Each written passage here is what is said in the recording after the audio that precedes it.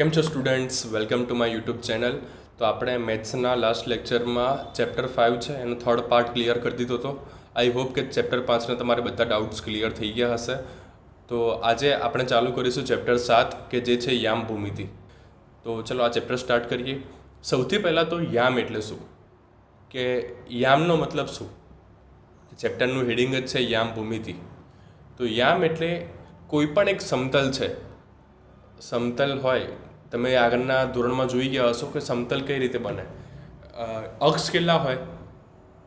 2 અક્ષ હોય એક સમતલ માટે, એક્સ અક્ષ અને વાય અક્ષ. તો એક્સ અક્ષ અને વાય અક્ષથી જે પણ એક સમતલ બને છે, જે પણ એક લંબચોરસ કે ચોરસ ભાગ બને છે એને સમતલ કહેવાય. એ સમતલમાં કોઈ પણ એક બિંદુ હોય એને દર્શાવવું હોય તો એને યામ વડે દર્શાવાય. સપોઝ કે તમારી સ્ક્રીન ઉપર તમે જોઈ શકતા હશો કે 2 અક્ષ દેખાય છે તમને, એક્સ અક્ષ અને વાય અક્ષ. બંને ઉપર નામ આપેલા છે 1 2 3 4, 1 2 3 4, અને ઉગમ બિંદુ O છે કે એના યામ હશે 0 0. હવે તમને આ બિંદુ દેખાય છે, એ બિંદુને તમારે યામ આપવા હોય, એને તમારે ઓળખવું હોય કે આ બિંદુ કયું છે, તો એને કઈ રીતે ઓળખાય? તો એને ઓળખવા માટે યામનો ઉપયોગ થાય છે.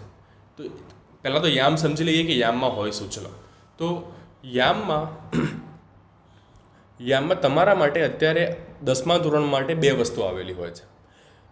જે યામમાં જે પહેલો યામ હશે એ એક્સ અક્ષ ઉપરનો યામ હશે અને બીજો હશે એ વાય અક્ષ ઉપરનો યામ હશે. કઈ રીતે જોઈએ? ચલો હવે ફરી પાછા આપણે સમતલ ઉપર જઈએ. હવે સમતલમાં ધારો કે આ એક બિંદુ છે, એ બિંદુનું યામ મારે શોધવું હોય તો એ બિંદુથી હું એક્સ અક્ષ ઉપર એક લંબ દોરીશ, અને એક્સ અક્ષ ઉપર ક્યાં જાય છે? 2. તો એનો 2 એક્સ યામ કયો થયો? એનો 2. હવે હું એના વાય અક્ષ ઉપર એક લંબ દોરીશ, તો એ વાય અક્ષ ઉપર લંબ ક્યાં જાય છે? 3 ઉપર. તો આ જે બિંદુ છે એને હું કહી દઉં એ. તો એના યામ થયા 2 અને 3. હવે કોઈ પણ યામ તમને આપેલા હોય તો એમાં 2 વસ્તુ હોય. જે પહેલો યામ હોય કે જે કોમા પહેલાંનો હોય એને આપણે કહીએ છીએ એક્સ યામ, અને કોમા પછીનો હોય વાય યામ હોય. 3 પણ હોય, એક્સ વાય ઝેડ હોય. એકચ્યુઅલમાં કે તમે આગળના ધોરણમાં સાયન્સ લેશો, 11 12માં જશો તો તમે 3 આવશે ત્યાં આગળ, કે જેને આપણે 3D કહીએ, કે એક્સ વાય અને ઝેડ. અહીંયા આપણે 2D વિચારીએ છીએ કે એક જ સમતલ વિચારીએ છીએ. એમાં કેટલા યામ હશે? 2. કયા કયા? એક્સ અને વાય. પહેલો યામ હશે એક્સ હશે, બીજો હશે વાય હશે. હવે એવું વિચારીએ કે ધારો કે આપણી જોડે છે 2 બિંદુઓ, કે બિંદુ એ અને બિંદુ બી છે. બિંદુ એના યામ છે 2 અને 3, અને બિંદુ બીના યામ છે 4 અને 5. તો હવે આના નામ કઈ રીતે આપીશું? ચલો પહેલાં બિંદુ એના યામ આપીએ. તો બિંદુ એમાં જે 2 યામ છે 2 અને 3, એ તો કયા હશે? એક્સ અને વાય. સેમ બિંદુ બી માટે પણ જે 4 અને 5 છે એ કયા યામ હશે? એક્સ અને વાય. હવે તમે એવું વિચારો કે બિંદુ એ છે એને તમે પહેલું બિંદુ કહી દો, અને બિંદુ બી છે એને બીજું બિંદુ કહી દો. તો હવે પહેલા બિંદુના યામ શું થશે? x1 અને y1, અને બીજા બિંદુના x2 અને y2. તો જે એ બિંદુના યામ છે એમાં 2 છે એ કયો કહેવાશે? x1, અને 3 છે એ શું કહેવાશે? y1. હવે બિંદુ બીના યામમાં જોઈએ, બિંદુ બી કયું છે? બીજું બિંદુ છે, તો એમાં બંનેમાં 2 2 લગાવીશું. બિંદુ બીમાં 2 યામ છે, x1 એક્સ અને વાય. તો જે પહેલું છે એને કયું કહીશું? x2, કે જે 4 છે, અને બીજું કયું છે? 5, એને કયું કહીશું? y2. એ રીતે 3 બિંદુ આપેલા હોય તો x1 y1, x2 y2 અને x3 y3. હંમેશા એક વસ્તુ યાદ રાખવાની કે એક યામમાં એક્સ અને વાય બંને હશે. પહેલું બિંદુ હોય તો બંને 1 1, બીજું બિંદુ હોય તો બંને 2 2, અને ત્રીજું બિંદુ હોય તો બંને 3 3.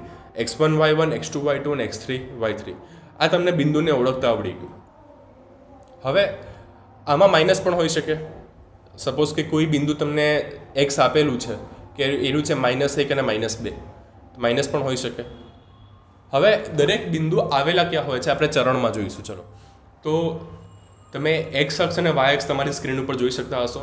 એક્સ અક્ષમાં વચ્ચે ઉગમ બિંદુ O હશે. એની જમણી બાજુ બધા કેવા યામ હશે? પ્લસ, કે 1 2 3 4. એની ડાબી બાજુએ બધા માઇનસ યામ હશે, -1 -2 -3 -4.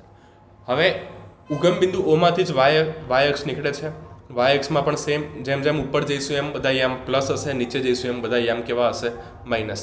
તો ઉપર જઈએ છે એમાં 1 2 3 4, નીચે છીએ એમાં -1 -2 -3. તમે તમારી સ્ક્રીન ઉપર 4 ચરણ જોતા હશો. તમે જે 9મા ધોરણમાં શીખી ગયા છો, પ્રથમ ચરણ, દ્વિતીય ચરણ, તૃતીય ચરણ અને ચતુર્થ ચરણ. હવે કોઈ પણ તમે પ્રથમ ચરણમાં તમે કોઈ પણ યામ લઈ લો, કોઈ પણ બિંદુ લઈ લો, એના યામ છે એ પ્લસમાં જ હશે. એક્સ યામ પણ પ્લસ હશે, વાય યામ પણ કેવો હશે? પ્લસ જ હશે હંમેશા. સપોઝ કે તમે એ સ્ક્રીન ઉપર એક બિંદુ લઈ લીધું, એ બિંદુને કહી દઉં હું બિંદુ એ. એનો પહેલાં એક્સ યામ જોઈએ તો એક્સ યામ કયો આવે છે એનો? 3. અને વાય યામ જોઈએ તો વાય યામ કયો આવે છે? 2. તો 3 અને 2 બંને કેવા છે? પ્લસમાં. હવે ચરણ 2માં જઈએ તો ચરણ 2માં જઈએ છે ત્યારે એનો એક્સ યામ માઇનસ થઈ જશે અને વાય યામ છે એ પ્લસ જ રહેશે. તમે ચરણ 2માંથી કોઈ પણ બિંદુ લઈ લો. ચલો એક આ બિંદુ લીધું. હવે એના યામ જોઈએ. ચલો પહેલાં એનો એક્સ યામ કયો છે? -3 અને વાય યામ કયો છે? +2. તો દ્વિતીય ચરણમાં તમે કોઈ પણ બિંદુ લઈ લેશો, એના યામ છે એ માઇનસ અને પ્લસમાં જ આવશે. એક્સ યામ માઇનસ હશે અને વાય યામ કેવો હશે? પ્લસ. હવે ત્રીજા ચરણમાં જઈએ તો ત્રીજા ચરણમાં જે બંને યામ છે એક્સ અને વાય એ બંને માઇનસ થઈ જશે, કારણ કે ત્રીજા ચરણમાં એક્સ યામ પણ માઇનસ છે અને વાય યામ પણ કેવો છે? માઇનસ છે. તો ત્રીજા ચરણમાં ચલો મેં આ એક બિંદુ લઈ લીધું. એ બિંદુને યામ જોઈએ. પહેલાં એક્સ યામ કયો આવશે એનો? -3 અને વાય યામ કયો આવશે? -2. તો એના યામ પણ શું થયા? -3 અને -2, જે બંને માઇનસ છે. હવે ચરણ જઈએ 4માં. ચરણ 4માં જે વાય યામ છે એ માઇનસ થઈ જશે અને એક્સ યામ છે એ પ્લસ રહેશે, કારણ કે ચરણ 4માં તમે હાલ જોયું કે એક્સ યામ છે એ પ્લસ છે અને વાય યામ છે એ માઇનસ છે. તો ચલો આયરું એક બિંદુ લઈ લીધું મેં. એનો પહેલાં એક્સ યામ કયો આવશે? 3 અને વાય યામ કયો આવશે? -2. તો ચરણ 4માં આ બિંદુના યામ શું થયા? 3 અને -2. તો ચરણ 4માં તમે કોઈ પણ યામ લઈ લો, એ કેવા આવશે? પ્લસ અને માઇનસ ફોર્મમાં જ આવશે. તો આ ચેપ્ટરનું બેઝિક છે.